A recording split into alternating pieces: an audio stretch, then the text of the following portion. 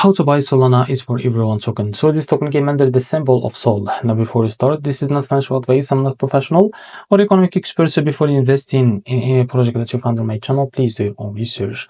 Now as you can see, this token is available on the screener. It's created 4 hours ago and increased by 500% in less than 24 hours. And this token also trends in #1 in the Solana section. Now to be able to buy this token, click here to copy the token address and open your fund and open your wallet. I will use the BitKit wallet for that.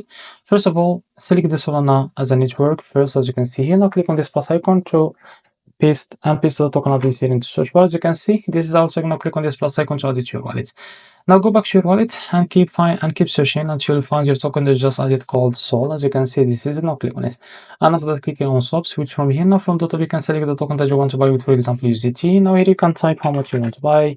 And here you will be able to see how much you receive of the token, as you can see. Now after that, click here on swap and you will be able to buy this token on your wallet. So this is how to buy Sol token. If you found this very helpful, please like and subscribe. See you in the next video.